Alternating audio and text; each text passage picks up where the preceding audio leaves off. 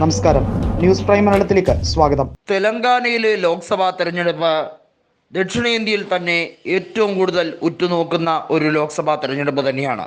കാരണം കോൺഗ്രസ് ആദ്യമായി തെലങ്കാന എന്ന സംസ്ഥാനത്ത് അധികാരത്തിലേക്ക് വന്നു.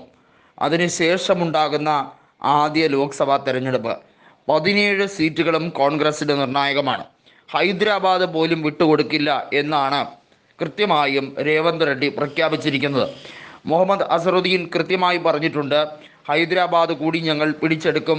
OICയുടെ രാഷ്ട്രീയ ഗിമിക്കുകൾ ഒന്നും തന്നെ നടക്കില്ല. കോൺഗ്രസിനെ മുച്ചൂടെ മുടിക്കാൻ വേണ്ടിയുള്ള തീവ്രമായ ശ്രമമാണ് നടക്കുന്നതെന്നാണ് അസറുദ്ദീൻ പ്രഖ്യാപിച്ചത്. അതുമാത്രമല്ല, രേവന്ത് റെഡ്ഡി ഒരു പടി കൂടി മുന്നിൽ കടന്നുകൊണ്ട് പറഞ്ഞിരിക്കുന്നത് BRSനെതിരെയല്ല, ഞങ്ങൾ BJPക്കെതിരെയാണ് പോരാട്ടം നടത്തുന്നത് എന്ന രീതിയിലാണ്. നമുക്കറിയാം, കഴിഞ്ഞ ലോക്സഭാ തെരഞ്ഞെടുപ്പിൽ 4 സീറ്റുകൾ നേടി BJP അവിടെ വലിയ മുന്നേറ്റമാണ് നടത്തിയത്. അവിടുത്തെ ഭരണകക്ഷിയായ BRS കഴിഞ്ഞ നിയമസഭാ തെരഞ്ഞെടുപ്പോടുകൂടി തകർന്നടിഞ്ഞ ഒരു രീതിയിലേക്ക് പോയിരിക്കുകയാണ്.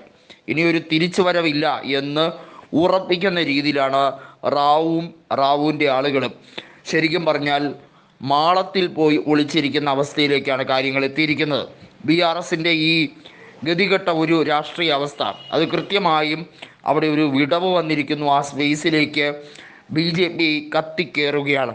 ആ ഒരു സാഹചര്യത്തിൽ കോൺഗ്രസ് വേഴ്സസ് BJP എന്ന രീതിയിലേക്ക് 17-ൽ ഏകദേശം 10ഓളം ലോക്സഭാ മണ്ഡലങ്ങളിൽ നേർക്കുനേർ എന്ന രീതിയിലേക്ക് കാര്യങ്ങൾ മാറുകയാണ്.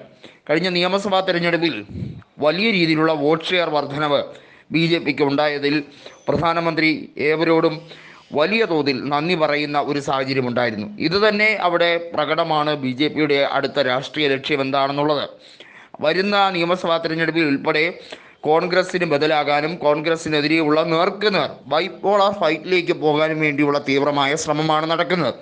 അതിനുവേണ്ടിയുള്ള തീവ്രമായിട്ടുള്ള രാഷ്ട്രീയ ചർച്ചകൾ അവിടെ നടക്കുന്നുണ്ട്. രേവന്ത് റെഡ്ഡിയെ വലിയ രീതിയിൽ അനുഗമിക്കാൻ വേണ്ടി ആദ്യം YS ഷർമിള ഹൈദരാബാദിലും അതുപോലെ തന്നെ തെലങ്കാനയിലും കേന്ദ്രീകരിച്ച് പ്രവർത്തിക്കാമെന്ന് പറഞ്ഞപ്പോൾ കോൺഗ്രസ് ആണ് പറഞ്ഞത് അങ്ങനെയല്ല, തെലങ്കാനയിൽ കോൺഗ്രസിന് ശക്തിദുർഗമായി കഴിഞ്ഞിരിക്കുന്ന ഒരു മേഖലയാണ്, എന്നാൽ ആന്ധ്രയിലാണ് ഷർമിളയുടെ സേവനം ഏറ്റവും കൂടുതൽ വേണ്ടത് എന്ന് ദേശീയ നേതൃത്വം തന്നെ പറഞ്ഞിരുന്നു.